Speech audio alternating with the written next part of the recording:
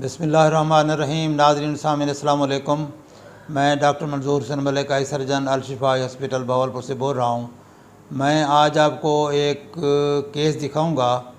ये बुज़ुर्ग हैं, इनकी उम्र तकरीबन 60 साल है। इनकी नज़र बंद हुई है, तकरीबन 4 दिन हुए हैं। एक आँख लेफ़्ट आई इनकी अचानक बंद हुई है और ज़ाहिर उसके बाद ये परेशान हुए हैं। अब इनको थोड़ा सा नज़र आता है, टेम्पोरल साइड पे काउंटिंग फिंगर कर सकते हैं एक साइड पर थोड़ा सा।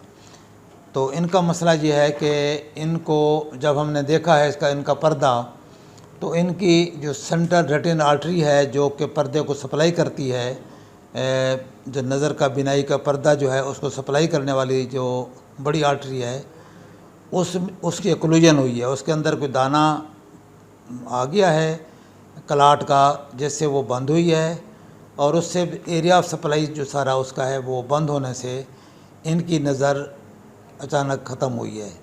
लेकिन इसमें अल्लाह ताला का निज़ाम यह है कि इसके अंदर एक और आर्टरी होती है, उसकी ब्रांच होती है जो कि दूसरी सप्लाई से आती है, तो वो स्पेयर हो गई है। कुछ परसेंटेज ऑफ केसेस में वो आर्टरी जो है इंसान यानी उसमें डबल सप्लाई होती है। ये दूसरी सिस्टम से आती है।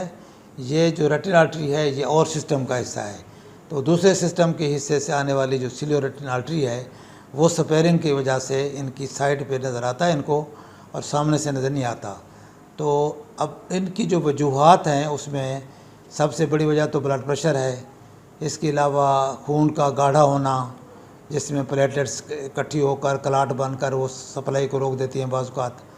कोलेस्ट्रॉल लेवल ज़्यादा होना, चर्बी की मकदार ज़्यादा होने से खून गाढ़ा हो जाता है और वो ब्लॉक कर सकता है।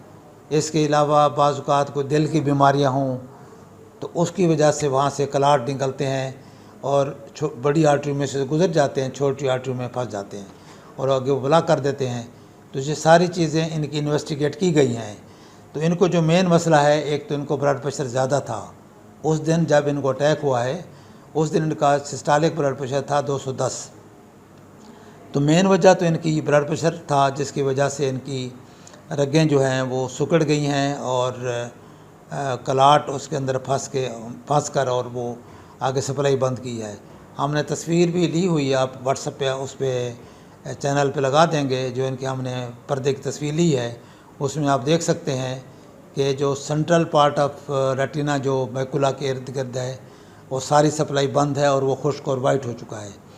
और उसमें थोड़ा सा एरिया जो दूसरी आर्टरी का जो स्पेयर हुई है, सिलियोरेटिन आर्टरी बोलते हैं उसको हम, वो दूसरे सप्लाई का हिस्सा होती है, वो बचा हुआ है, वहाँ से इनको नज़र आता है।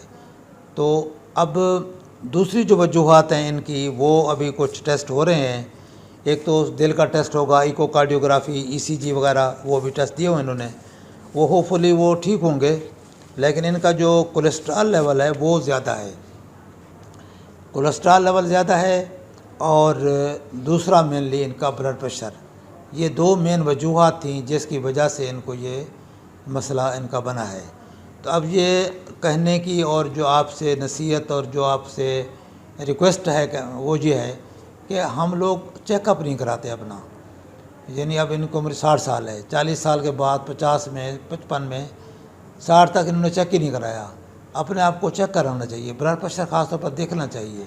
आप ब्लड के टेस्ट करवाना चाहिए, शुगर तो नहीं है, ब्लड प्रेशर तो नहीं है, कोलेस्ट्रॉल लेवल ठीक है, ये सारे टेस्ट कराने चाहिए वक्तन वक्तन, ताकि खुदा न खास्ता कोई अच्छी चीज़ है तो उसको हम बर वक्त कंट्रोल करें।